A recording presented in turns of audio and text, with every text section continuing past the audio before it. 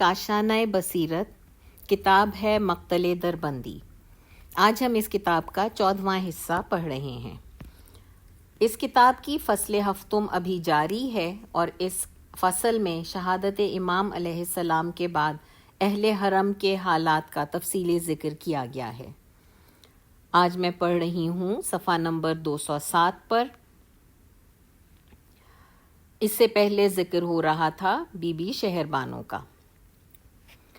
بعض ذاکرین اور مرثیہ خانوں کی زبان میں جو چیز مشہور اور مرسوم ہے وہ یہ کہ کفار نے آل رسول کے خیام کو لوٹا۔ ابن سعد نے چند لوگوں کو خیام کے گرد بطور محافظہ اور نگہبان کھڑا کر دیا تاکہ کوئی خیام کو چھیڑ سکے نہ ہی خیام سے فرار ہو سکے، مگر جب رات 11 کی رات ہو گئی، رات ڈھل گئی تو نگہبان چلے گئے یا سو گئے۔ حضرت زینب کبریٰ نے اپنی بہن سے کہا، آؤ خیام کا چکر لگائیں، ایک طرف سے میں آتی ہوں، دوسری طرف سے تم آؤ تاکہ کوئی خیام پر شب خون نہ مار سکے۔ وہ مستورات جن پر مصیبتوں کے پہاڑ ٹوٹے بھوکی اور پیاسی تھیں، انہیں نیند کہاں سے آنی تھی؟ مقصد یہ تھا کہ کوئی ایسی آواز ان تک نہ پہنچے جو سہمی ہوئی بیویوں اور بچوں کو مزید خوف میں مبتلا نہ کر دے۔ بی بی زینب و کلثوم نے خیام کا پہرا دینا شروع کر دیا۔ اچانک بی بی زینب نے دور سے ایک سایہ دیکھا جو خیام کی سمت بڑھ رہا تھا۔ جب سوار کافی نزدیک آ گیا تو بنت علی نے بلند آواز سے مخاطب کرتے ہوئے فرمایا، اے شخص، تجھے ذات پروردگار کی قسم ہماری طرف مت آؤ، ہم اہل بیت رسول ہیں، اب قید و بند کی حالت میں ہیں، خدا کی قسم ہمارے پاس کچھ بھی نہیں بچا، بچے اور مستورات بھوکے پیاسے بمشکل سوئے ہیں، کہیں ڈر کر وہ دوبارہ بیدار نہ ہو جائیں۔ انہوں نے بہت بڑی مصیبت دیکھی ہے، کہیں ان کی ہمت جواب نہ دے جائے۔ حضرت زینب نے جب دیکھا کہ سوار آگے بڑھتا آ رہا ہے تو رونا شروع کر دیا۔ وہ سوار گھوڑے سے اتر آیا اور بلند آواز سے بین کرنے لگا، واہ حسینہ، واہ مظلومہ۔ بی بی زینب نے آواز سنتے ہی پہچان لیا، یہ میرے بابا علی علیہ السلام ہیں۔ فوراً بابا کے پاس پہنچی۔ مولا نے اپنی بیٹی کو گلے لگا لیا۔ بی بی زینب مصائب بتا رہی تھیں اور مولا علی تسلیاں دے رہے تھے اور اللہ تعالیٰ کا وعدہ بیان کر رہے تھے، نیز فرما رہے تھے، اے بیٹی تم خیمے میں چلی جاؤ، اب میں پہرا دیتا ہوں۔ دوسری طرف حضرت ام کلثوم نے بھی ایک سایہ دیکھا۔ بی بی کلثوم نے بھی روکنے کی کوشش کی، مگر جب سایہ قریب آیا تو بی بی نے دیکھا کہ یہ تو دکھیاری ماں زہرا ہیں۔ بی بی نے آگے بڑھ کر حضرت ام کلثوم کو سینے سے لگا لیا۔ حضرت ام کلثوم نے اپنے دکھ ماں کے سامنے بیان کیے۔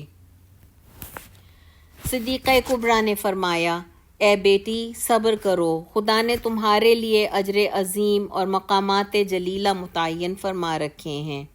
اے بیٹی اب تم خیمے میں لوٹ جاؤ، آج کی رات میں پہرا دوں گی اور تمہارے بابا امیر المؤمنین پہرا دیں گے۔ بعض روایات میں ہے کہ جو سایہ حضرت زینب کبریٰ نے دیکھا وہ حضرت علی علیہ السلام نہیں بلکہ سید الشہداء علیہ السلام تھے۔ یہاں دو سوال اٹھتے ہیں، کیا یہ ممکن ہے اور کیا اس قسم کے واقعات رونما ہوتے رہے ہیں؟ اس سوال کا جواب بالکل واضح ہے، چونکہ یہ واقعہ محمد و آل محمد کے نورانی مقام کے آثار میں سے ایک اثر ہے اور مذہب شیعہ کے اصول عقائد میں سے ہے۔ اس کی مثالیں ہم اس کتاب میں پیش کریں گے۔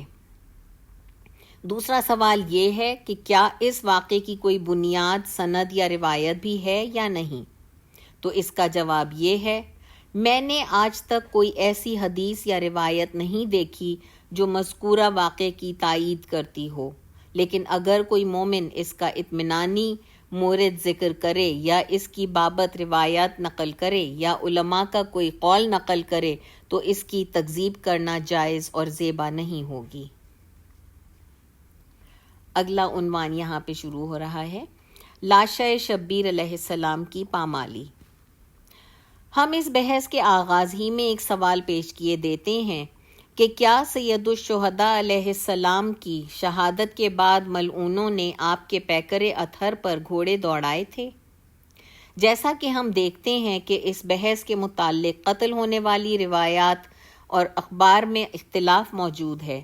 علماء اور ارباب مقاتل کے اقوال میں بھی اختلاف ہے، لہٰذا ہم سب سے پہلے روایات و اخبار کو ذکر کرتے ہیں، پھر علماء کے اقوال کو پیش کریں گے۔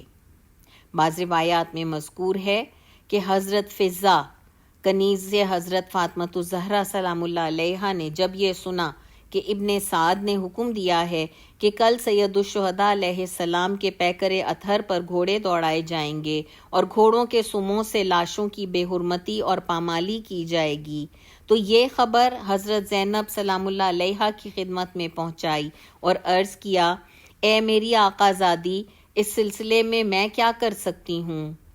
بی بی زینب نے فرمایا، رسول اکرم صلی اللہ علیہ وآلہ وسلم کے غلاموں میں سے ایک غلام سفینہ نامی تھا۔ وہ ایک جزیرے میں گیا اور اس نے شیر دیکھا اور اسے اپنی داستان سنائی۔ شیر نے اس کی مدد کی تھی اور اسے موت سے نجات دی تھی۔ اے فضہ، میں نے سنا ہے اس صحرا میں بھی ایک شیر رہتا ہے، جاؤ اسے تلاش کرو اور اسے کہو کہ کل عمر سعد کا لشکر فرزند رسول اور ان کے اصحاب کی لاشوں کو گھوڑوں کے سموں سے پامال کرنا چاہتا ہے۔ بی بی فضہ تشریف لے گئیں، شیر کو ڈھونڈا اور اسے شیر خدا کی بیٹی کا حکم سناتے ہوئے کہا، اے ابو الحارث، کیا تم ان لوگوں کو ایسا کرنے دو گے؟ شیر نے اپنے سر سے اشارہ کر کے گویا بتایا کہ کل وہ یہ کام نہیں کر سکیں گے۔ اگلی صبح جب لشکر ابن سعد لاشوں کے پاس کھڑا ادھر ادھر دیکھ رہا تھا، اچانک وہ شیر نمودار ہوا۔ ابن سعد نے سوچا شاید یہ شیر شہداء کا گوشت کھانے آیا ہے، لہٰذا اس نے کہا، اسے چھوڑ دو، دیکھتے ہیں یہ کیا کرتا ہے۔ شیر آیا اور شہداء کے پاک اجسام کے گرد چکر لگانے لگا۔ وہ سید الشہداء علیہ السلام کے نورانی پیکر کے پاس پہنچا۔ اس نے اپنا پنجہ امام کے سینہ اقدس پر رکھا اور آپ کے خون سے اپنا منہ رنگین کرنے لگا، ساتھ ہی گریہ و بکا کرنے لگا، بالکل اس طرح جس طرح کوئی ماں اپنے بچے کی موت پر روتی ہے۔ عمر بن سعد کہتا ہے، یہ مصیبت ہے، اب اسے غصہ مت دلانا۔ اس ملعون کا مقصد یہ تھا کہ اب لاشوں کی پامالی روک دو۔ ایک دوسری روایت میں اس طرح مذکور ہے کہ جب لشکر کفار نے ارادہ کیا کہ سید الشہداء علیہ السلام کے پیکر اطہر پر گھوڑے دوڑا کر پامالی اور بے حرمتی کی جائے، تو یہ ساری صورتحال بی بی فضہ نے حضرت زینب بنت علی علیہ السلام کی خدمت میں بیان کی اور عرض کیا، رسول اکرم کا سفینہ نامی ایک غلام کشتی پر سوار تھا تو کشتی طوفان میں گر گئی اور ٹوٹ گئی۔ سفینہ نامی غلام دریا میں گر گیا اور تیراک کی مدد سے ایک جزیرے تک پہنچا۔ اس نے وہاں ایک شیر دیکھا جو اس کی طرف لپکا تاکہ اسے کھا جائے، مگر سفینہ نے کہا، اے ابو الحارث، میں غلام رسول ہوں۔ شیر نے اسے اپنی پشت پر سوار کیا اور اس جگہ پہنچایا جہاں صحیح و سالم کشتیوں کی آمد و رفت ہوتی تھی۔ اس طرح اسے نجات ملی۔ اے بی بی، میں نے خیام کی پچھلی طرف سے شیر کی آواز سنی ہے، لہٰذا اجازت دو تاکہ اسے بتا سکوں۔ مخدومہ کونین نے اجازت دی۔ حضرت فضہ تشریف لے گئیں اور شیر کو مخاطب کیا، اے ابو الحارث، اپنا سر اٹھاؤ اور میرے الفاظ سنو۔ کیا تمہیں معلوم ہے کہ یہ قوم کیا ارادہ کیے بیٹھی ہے؟ یہ چاہتے ہیں سید الشہداء کے پیکر انور پر گھوڑے دوڑا کر پامالی کی جائے۔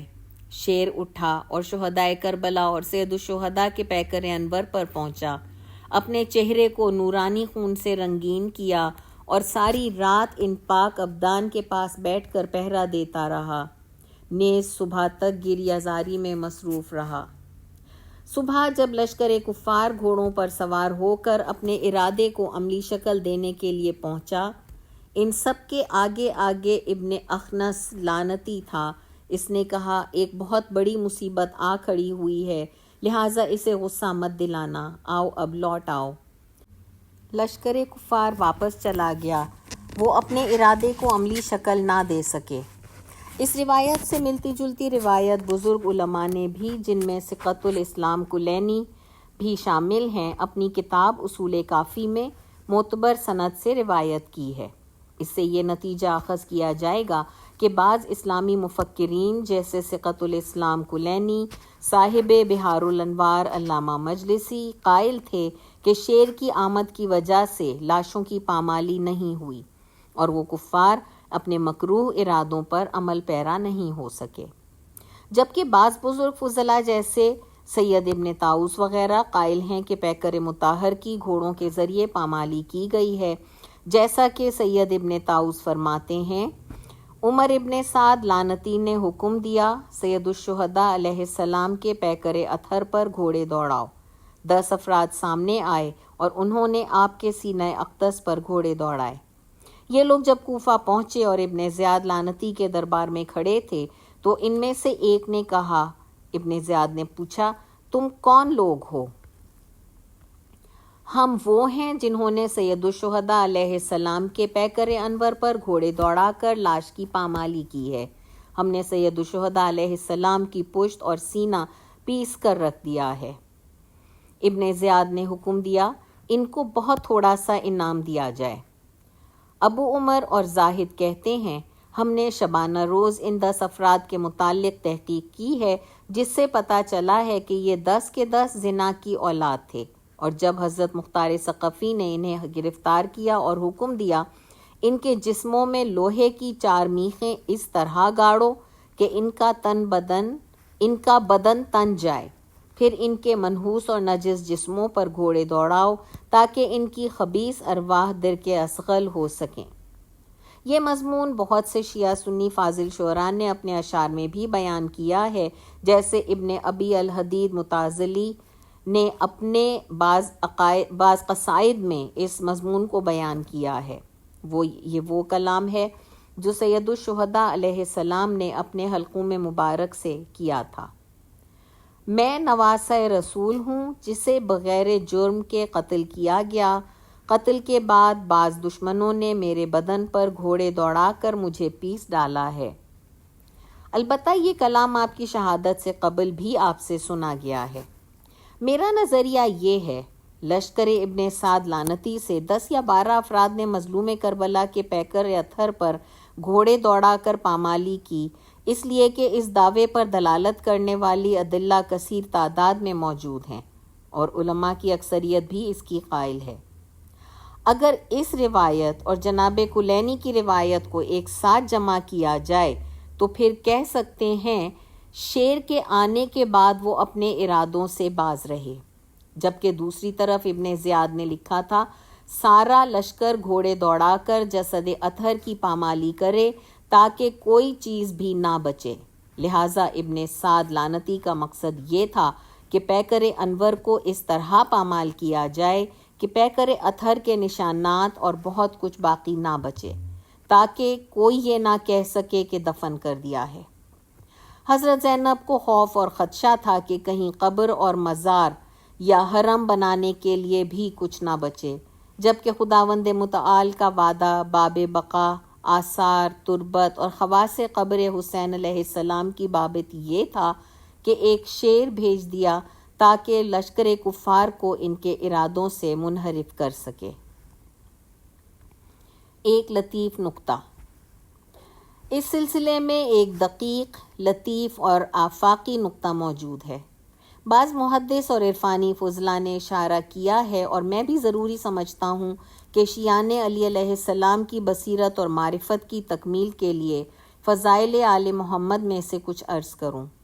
امیر المؤمنین علیہ السلام در حقیقت نور الہی تھے اور اول موجودات تھے، جیسا کہ پیغمبر اسلام نے فرمایا، میں اور علی علیہ السلام ایک ہی نور سے خلق کیے گئے ہیں۔ امیر المؤمنین علیہ السلام کی طرف اس حقیقت کی جو نسبت دی گئی ہے، اس کی روشنی میں کہا جا سکتا ہے کہ آپ کی نورانی صورت موجودات سے قبل موجود تھی۔ آپ ملائکہ اور جبرائیل کے معلم، انبیاء کے مصاحب اور ہمنشین اور ان کے باطنی مددگار تھے۔ خود آپ نے بھی اس بارے میں ارشاد فرمایا، میں نے اپنے پروردگار کے اذن سے حضرت ابراہیم علیہ السلام کے لیے جلائی گئی نمرود کی آتش کو برد یعنی ٹھنڈا اور سلام یعنی سلامتی بنایا۔ میں ہی حضرت موسیٰ کلیم اللہ علیہ السلام کے ہمراہ تھا جو انہیں اسرار کی تعلیم دیتا رہا۔ میں حضرت عیسیٰ روح اللہ کے ہمراہ تھا جس نے انہیں انجیل کے اسرار یاد کرائے۔ میں سلیمان بن داؤد علیہ السلام کے ہمراہ تھا اور شیاطین کو ان کے لیے مسخر کیا۔ اسی ترتیب سے آپ نے سارے انبیاء کا تذکرہ فرمایا۔ یہ آپ کے فرمان کی تائید کر رہا ہے کہ حضرت جبرائیل علیہ السلام نے پیغمبر اسلام کی خدمت میں عرض کیا، خدا نے علی علیہ السلام کو ہر نبی کے ساتھ باطن میں بھیجا اور آپ کے ہمراہ ظاہراً بھیجا۔ اس کے بعد کہ پروردگار کا قلم حضرت کے تولد پر جاری کیا اور اس ارادے سے امیر المؤمنین علیہ السلام نے عالم جبروت و ملکوت سے عالم ناسوت میں قدم رکھا اور بشری صورت اس نورانی اور ملکوتی حقیقت کے ساتھ بریکٹس میں ہے یہ میں عالم حس و مادہ کے مناسب اور ہم آہنگ ہوا۔ ہم البتہ صرف اس ایک صورت پر اکتفا نہیں کریں گے، امیر المؤمنین کو متناسب یا غیر متناسب صورتیں عطا کی گئیں۔ اس مقدمے کی روشنی میں ہم ذیل کے مطالب پیش کریں گے۔ مطلب اول، بہت سی متواتر روایات میں ہے کہ امیر المؤمنین علیہ السلام ہر مومن اور کافر کے پاس اس کے مرتے وقت موجود ہوتے ہیں، جبکہ ایک لحظے میں ہزاروں بنی آدم موت کو گلے لگاتے ہیں۔ یہ آپ کا حاضر ہونا تبھی ممکن ہوتا ہے جب آپ کی نورانی اور ملکوتی حقیقت کی متعدد تصاویر ہوں۔ اسی فرض کی بنیاد پر ہم امیر المؤمنین علیہ السلام کے 40 صحابہ کرام کے گھر مہمان بننے کی داستان کو مبنی بر تصدیق تسلیم کرتے ہیں۔ مطلب دوم، روایت میں مذکور ہے کہ روز عاشور مغرب کے وقت شہداء کے ابدان طاہرہ کے پاس ایک شیر آیا۔ اس نے سب کی زیارت کی سعادت حاصل کی اور چلتا ہوا سید الشہداء علیہ السلام کے بطن اطہر کے پاس پہنچا اور اسے اپنی آغوش میں لے کر بوسے دینے اور چومنے لگا، نیز گریہ کرنے لگا۔ اس وقت مومن جنوں کی ایک جماعت آپ کے پیکر انور پر گریہ کر رہی تھی۔ انہوں نے کہا، یہ شیر امیر المؤمنین ہی نہ ہوں۔ اس مطلب کے بعد اسرار میں سے ایک راز کا انکشاف ہوتا ہے کہ لوگ ائمہ اطہار کو مختلف شکلوں میں بھی دیکھتے رہے، یہاں تک اس محدث ربانی اور عالم و عارف حقانی کا کلام تھا جو میں نے کتب نقلی و عقلی سے ذکر کیا ہے۔ محمد و آل محمد کے لیے نورانی مقامات موجود ہیں۔ اس عالم ربانی کی گفتگو ان مقامات کا خاصہ اور لوازمات میں سے ہے۔ خدا کے خلفاء اس دلیل کے ساتھ کہ وہ برزخی ابدان و قوالب میں تصرف کا حق رکھتے ہیں، طاہر ہوتے ہیں اور خدا کے اذن سے ان سے معجزات بھی صادر ہوتے ہیں۔ اس لحاظ سے ان کے لیے حیات، ممات اور ممات کے بعد حیات میں کوئی فرق نہیں ہوتا ہے۔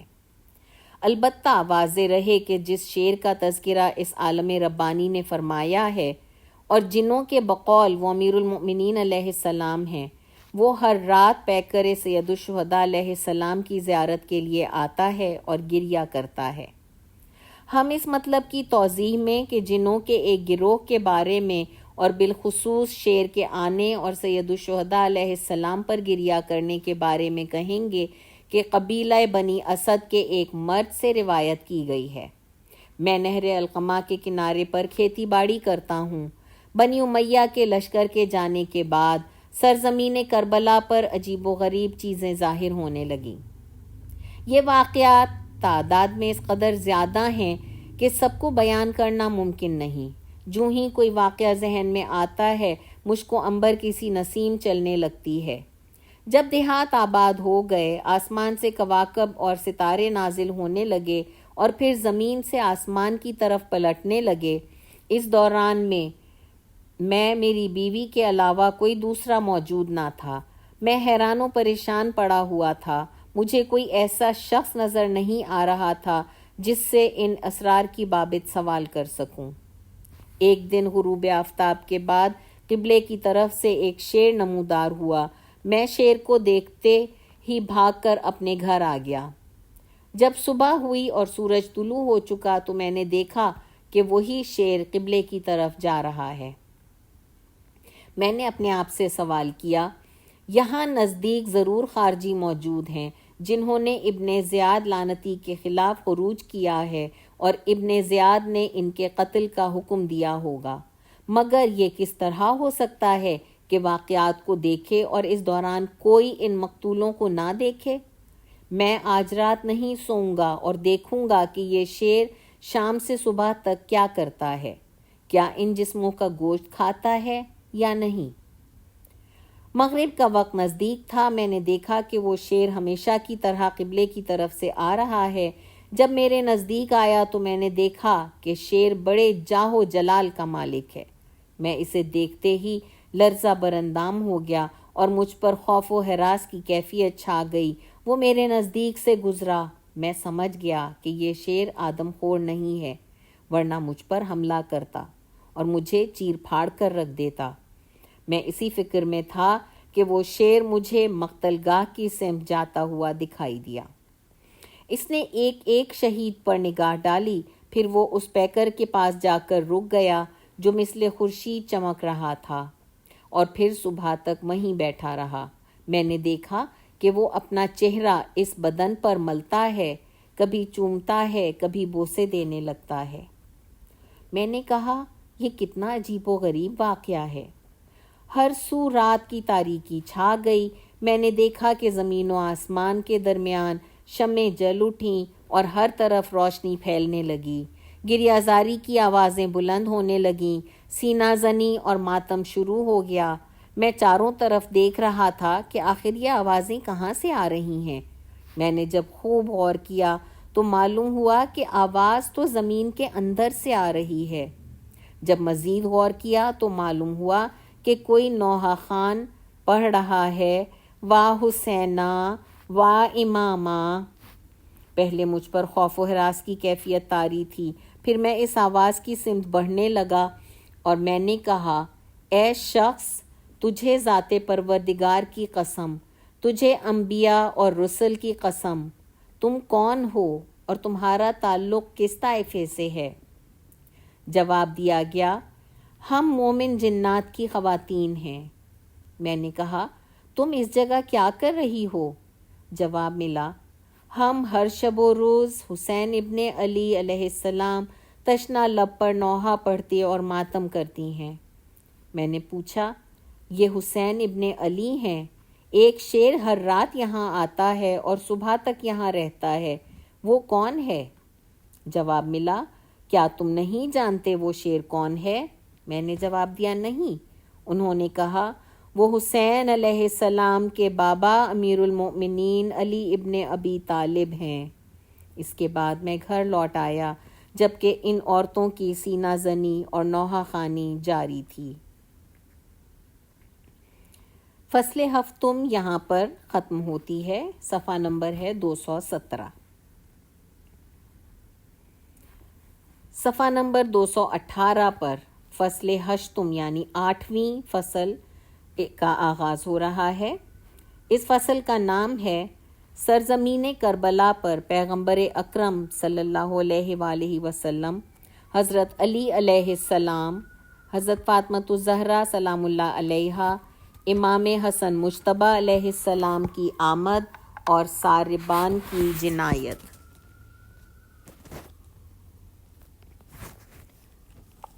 اس فصل کا باقاعدہ آغاز کرتے ہیں۔ صفحہ نمبر ہے 219 219۔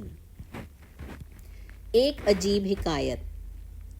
میں نے ایک قدیم نسخے میں، جس کی صحت پر مجھے اطمینان ہے، ایک حکایت پڑھی کہ ایک شخص کہتا ہے، جس دن حضرت امام حسین علیہ السلام اور ان کے اصحاب و جانثار درجہ شہادت پر فائز ہوئے، میں کام کاج کے سلسلے میں اپنے شہر سے باہر گیا ہوا تھا۔ کام کاج سے فراغت کے بعد جب میں صحرا میں پہنچا تو وہاں ہوا کی جگہ عطر، مشک اور عنبر کے جھونکے چل رہے تھے۔ میں اس خوشبو کے منبع کی طرف چل پڑا۔ اس طرح میں ان جسموں تک جا پہنچا جو خاک و خون میں غلطاں پڑے ہوئے تھے۔ ان اجساد مطہر سے انوار ملکوتی نکل کر آسمانوں تک بلند ہو رہے تھے۔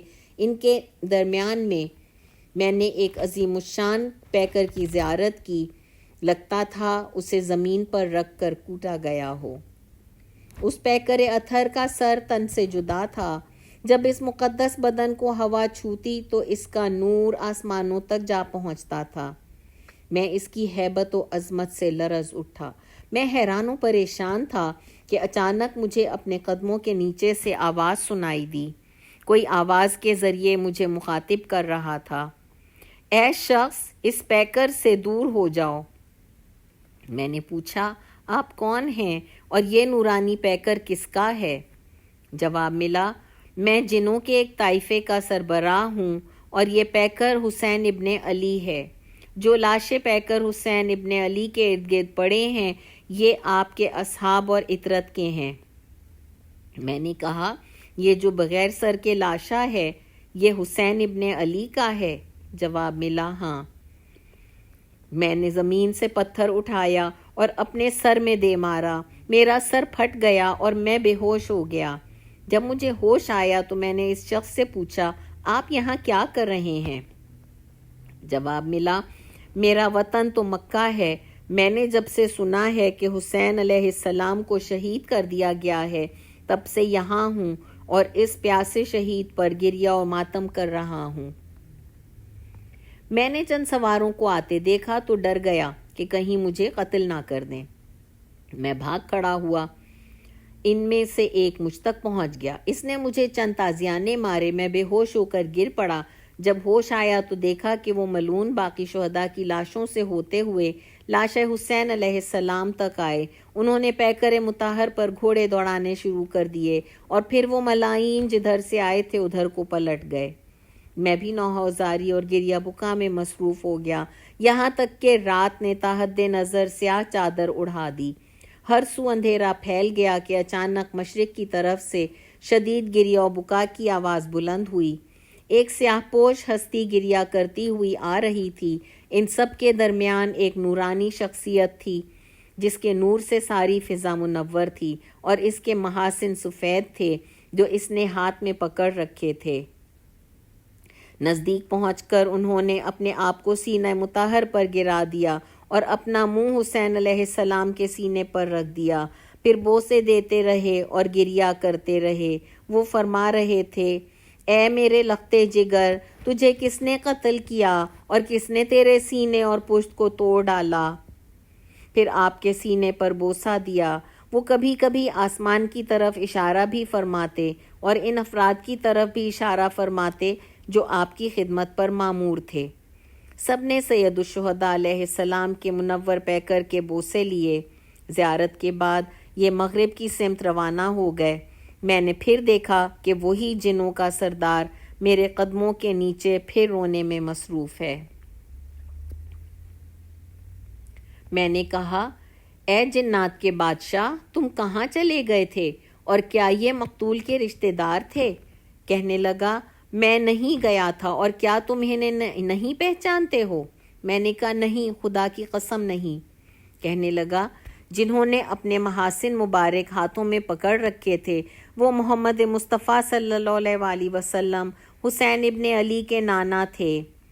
میں نے کہا، جو ان کی خدمت پر مامور تھے وہ کون تھے؟ کہنے لگا، وہ ملائکہ تھے۔ میں نے گریہ زاری شروع کر دی، سر اور سینے پر ماتم کرنے لگا۔ وہ جنوں کا شہنشاہ بھی میرے ساتھ مل کر ماتم کرنے اور نوحے پڑھنے لگا۔ اچانک ایک اور عجیب واقعہ ہوا۔ میں نے سمجھا شاید یہ محمد مصطفیٰ صلی اللہ علیہ وسلم اور ملائکہ ہی ہیں۔ انہوں نے بھی آتے ہی ماتم اور نوحہ خوانی شروع کر دی۔ ان کے درمیان ایک ہستی تھی جو سیاہ رنگ کے رومال کے ذریعے آنکھوں کے آنسو صاف کر رہی تھی اور بین کر رہی تھی، اے میرے قلب کی قوت و حرارت، اے میرے فرزند حسین علیہ السلام۔ وہ سید الشہداء علیہ السلام کے پیکر کے نزدیک ہوئے، خود کو لاشِ حسین پر گرا دیا اور حسین کے سر بریدہ گلے پر بوسے دینے لگے، نیز فرمانے لگے، اے میوہ دل مصطفیٰ، اے سبب خوشی و مسرت دل زہرا، اے دل و جان من، اے حسین مظلوم، میں تمہارا بابا علی مرتضیٰ ہوں۔ پھر بدن حسین علیہ السلام کے بہت زیادہ بوسے لیتے رہے، ان کی آنکھیں بادل کی طرح برس رہی تھیں۔ میں نے جب ان حالات کا مشاہدہ کیا تو بے حس و حرکت اور مدہوش ہو گیا۔ جب میری حالت سنبھلی تو دیکھا کہ کوئی دوسرا بھی امیر المومنین علیہ السلام کی خدمت میں موجود ہے۔ وہ ایک ایک کر کے آتے اور لاشِ حسین سے چمٹ جاتے، بوسے لیتے، چومتے اور بین کرتے۔ جب وہ سب تشریف لے جا چکے اور آنکھوں سے اوجھل ہو گئے تو اچانک شدید گریہ زاری کی آواز بلند ہوئی، زمین کربلا لرز اٹھی۔ کیا دیکھتا ہوں کہ مردوں کے ہجوم میں چند مستورات بھی تشریف لا رہی ہیں۔ ان میں سے ایک مخدومہ سب سے زیادہ نمایاں تھیں، جنہوں نے اپنے بال کھول رکھے تھے اور دونوں ہاتھ سر پر رکھے ہوئے تھیں۔ وہ دل سوز قسم کے بین کر رہی تھیں، جن کے سبب سے تمام خواتین و حضرات بھی گریہ کر رہے تھے۔ جب وہ مخدومہ پیکر اتھر کے نزدیک پہنچیں، خود کو پیکر اتھر پر گرا دیا۔ ان مردوں میں سے کسی نے آ کر خون حسین کو خود پر ملنا شروع کر دیا اور فرمایا، اے بھائی حسین، تم پر سلام ہو، تم تو سب سے غریب ترین ہو، سلام ہو تم پر جس کو پس گردن قتل کیا گیا۔ اے برادر، اے حسین علیہ السلام، اے عطشان پیاسے، میں تمہارا بھائی حسن مجتبیٰ علیہ السلام ہوں۔ اس نورانی مستور نے بین کیا، اے بیٹے حسین، تجھے پیاسا ذبح کیا گیا ہے، تجھے قتل کیا گیا مگر تیری معرفت نہیں رکھتے، تجھ پر پانی بند کیا گیا اور تجھے پس گردن ذبح کیا گیا، تیرا سر قلم کر لیا گیا مگر تیرے بابا اور نانا سے حیا نہیں کی گئی۔ اے حسین، اے پارہ جگر من، اے میرے قلب کی آخری رمق، میں تمہاری دکھیاری ماں زہرا ہوں، یہ تمہارے بھائی حسن مجتبیٰ ہیں۔ اس دوران میں حسین علیہ السلام نے کٹے ہوئے گلے سے گفتگو کرنی شروع کر دی۔ یا اماں ہو یا فاطمتو و یا اخا ہو یا حسن، مجھے قتل کیا گیا، مجھے پس گردن ذبح کیا گیا، میرے پیکر پر گھوڑے دوڑائے گئے، مجھے تشنہ لب قتل کیا گیا، مجھ پر پانی بند کیا گیا، فعلیکم منی السلام۔ جب یہ حالات دیکھے تو میں نے اپنے سر پر خاک ڈالی، میری حالت دیوانوں کی مانند ہو گئی، حتیٰ کہ میں اس صحرا سے باہر آ گیا۔ وَسَيَعْلَمُ الَّذِينَ ظَلَمُوا أَيَّ مُنقَلِبٍ يَنقَلِبُونَ، سورۃ الشعراء آیت 227۔ جن لوگوں نے ستم ڈھائے ہیں وہ عنقریب جان لیں گے کہ کون گشت گاہ پر گشت کر رہا ہے۔